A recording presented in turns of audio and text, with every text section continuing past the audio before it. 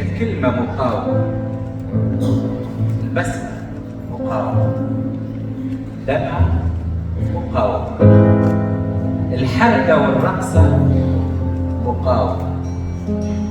أيام قرطاج المسرحية صوت حر في تونس الحر.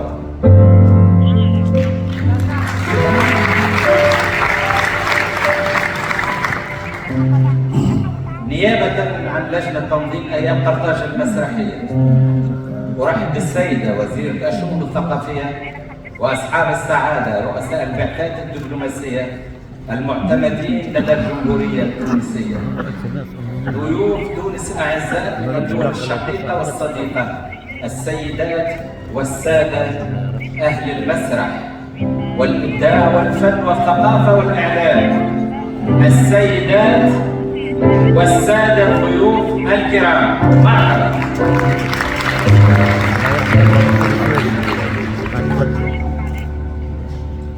تنتظم الدورة الخامسة والعشرين للمهرجان الدولي أيام قرطاج المسرحية في الفترة الممتدة من 23 إلى 30 نوفمبر 2024. ليعيش المشهد الثقافي في تونس على وقع أبي الفنون، وليجدد المسرحيون وعشاق الفن الرابع متعة ولوج عوالم المسرح بمختلف أنماطه، عروض وورشات وندوات ولقاءات لتبادل التجارب بين المسرحيين من مختلف أصقاع العالم في التظاهرة المسرحية الأهم والأعرق بالمنطقة المتوسطية العربية والإفريقية، وهي تبلغ سنتها 41 منذ انبعاثها. ذلك أن للمسرح جذورا ضاربة في تربة تونس الخضراء، ليكون على مختلف تعبيراته صوتا للحق والجمال ومساندة للقضايا الإنسانية العادلة. ولئن تنتظم هذه الدورة في ظرف إنساني عالمي صعب يعاني فيه أشقاؤنا الفلسطينيون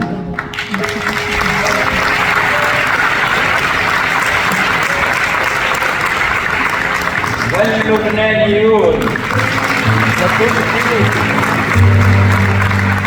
مختلف أشكال الغطرسة والاضطهاد من قبل الكيان الصهيوني الغاشم. فقد اختارت أيام قرطاج المسرحية أن تكون مساندتها مطلقة للقضية الفلسطينية العادلة.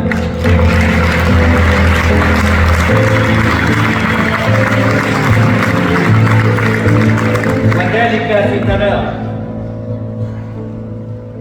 مع المساندة الرسمية والشعبية لبلادنا تضامنا مع كل فلسطيني.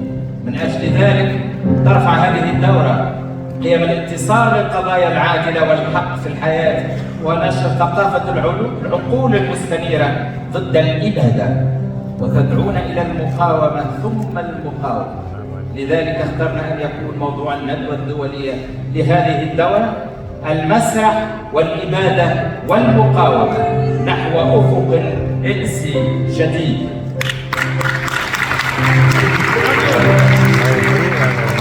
فضلا عما تضمنته برمجة المهرجان بدءا بالمسابقة الرسمية وتقديم عروض خارج المسابقة من تونس والعالم العربي وإفريقيا والعالم، حيث تمت دعوة مسارح مقاومة من فنزويلا والبرازيل مع انفتاحنا على آسيا. فدعونا بمناسبة الاحتفاء بالدورة 25 للمسرح الصيني، فمرحبا به. إذ تمت برمجة عرض عودة النجم ستار ريتيرنينج لليني بونيفاسيو، أحد أبرز المخرجين والكوريغراف المشهود لهم بالتميز، ليقدم العرض الأول عالميا للعمل الذي قدم في الصين قبل أسبوعين من انطلاق أيام قرطاج المسرحية التي تحتفي هذا العام كذلك بالمسرح السوري وتتوج وتكرم عددا من الرموز.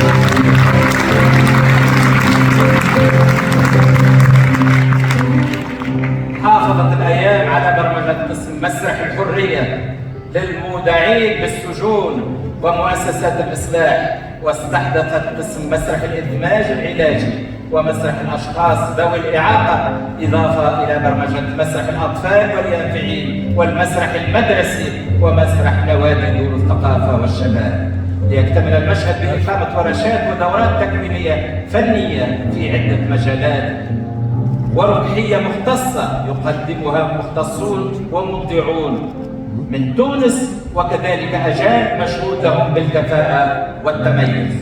وإننا نأمل في كل ذلك أن تواصل أيام قرطاج المسرحية إشعاعها ونحتي نهجها المخصوص الذي جعلها أم التظاهرات المسرحية ببلادنا وبالمنطقة العربية وإفريقيا، وأهمها صيتا وتاريخا، وهي مكانة تعبر عنها درجة الإقبال العالية التي تشهدها سنويا مختلف العروض، وفي ذلك دلالة على أن الفن الرابع ببلادنا محبيه وعشاقه من مختلف الأجيال والفئات الاجتماعية التي ستجد في هذه الدورة ضالتها الفنية الجمالية والفكرية في شتى العروض التي سيقدمها مسرحيون من تونس ومختلف البلدان الشقيقة والصديقة المشاركة. فمرحبا بكم في تونس، أرض التسامح والفن والإبداع المتجدد. المسرح سلاح، وكل من يعمل في المسرح هو محارب من أجل حرية الإنسان. أوغوست بوال. عاش المسرح.